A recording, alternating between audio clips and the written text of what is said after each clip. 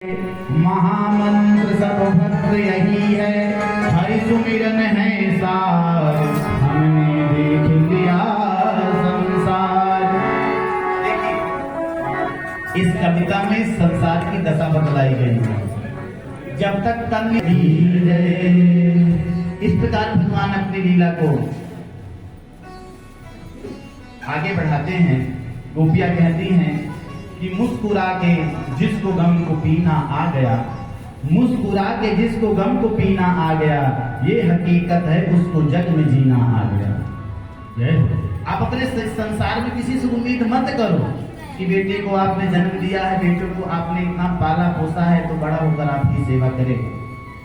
एक माता जी ने कहा जब गुरुजी पहुंचे उसके यहाँ, कहा बताएं गुरुजी हम लोग तो अपना कर्म कर दिए, अब बेटा नहीं है तो गुरुजी बड़े अक्सर गुरुजी रहे, चिल्ला कहते हैं आप अपना कर्म करी माता जी। बोली हाँ। बोले बेटा भी अपना कर्म कर रहा है। बोली कैसे? बेटा तो मेरे को पहचानता नहीं। बोली आपने क्या किया? अपने बेटे को पाला, आपने अपना कर्म किया। बेटा आपका बेटा भी अपने बेटे को पाल रहा है, वो भी अपना कर्म कर रहा है। जब आपका समय था, क्योंकि गुरुजी बड़े वृद्ध थे, इस पीढ़ी को भी जान रहे हैं, नई पीढ़ी को भी जान रहे हैं, वो बोल देते हैं उनको डायरेक्ट। आपका जब समय था तो आप अपनी सासू माँ को कितना प्रेम करती थी? ऐसे पूछे थे। जब आपका समय था तो आप अपनी सासू माँ को कितना प्रेम दी थी? तो आप बेटे को पालने में, बोली महाराज क्या बताएं, नौकरी के चक्कर में हम दूर रहते थे बेटे को, बेटे की पढ़ाई के लिए। तो गुरुजी बोले वही काम तो बेटा भी कर रहा है, वो अपने बेटे की पढ़ाई के लिए मुंबई चला गया है, बैठो यहाँ पर।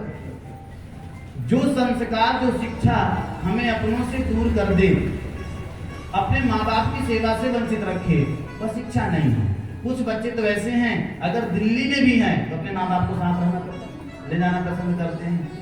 देखिए रामचरितमानस में लिखा है ऐसा, सुन जनमी सोई शुद्ध बड़ भागी, जो कि तुम मातु चरण अनुरागी। वह संतान बड़ा ही भाग्यशाली है जो माता पिता के चरणों पर अनुराग रखता है। ठीक, लेकिन होता नहीं है सबके साथ। कुछ बालक तो अच्छा, माता पिता के चरणों की सेवा जिसे मिल जाए उसका परम सौभाग्य, और जिसके घर में वृद्धों की सेवा होती है, माता पिता की सेवा होती है, तीर्थों के देवता भी उसके घर में निवास करते हैं। आगे यह प्रसंग आएगा, आपको बतलाएंगे। कुछ लोग चाहते तो है माता पिता की सेवा करना, लेकिन कर्तव्य से बंधे हैं। जैसे हमारे जवान जो सीमा पर जाकर हमारी रक्षा के लिए दिन रात एक किए हुए हैं, वे अगर अपनी माँ के पास रुक जाएंगे तो हमारी रक्षा कैसा हो? इसीलिए 2 से 3 या 2-3 पुत्र होने चाहिए। एक सीमा पे जाए, एक माता पिता की रक्षा करे, देश में सरकार चलाए।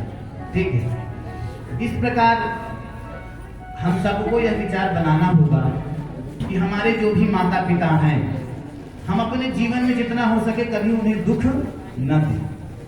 हम अपने कर्तव्य को करें, बाकी जो जैसा करेगा वैसा करेगा। हम अपने कर्तव्य से उलट हो जाएं। हमारा कर्तव्य है कि हम जीतेंगे, अपने माता पिता को अकेले कभी न छोड़ें। अच्छा, भारत में 2-3 चीजें भारत पर कलंक समझता हूं मैं, जैसे गौशाला और वृद्धाश्रम।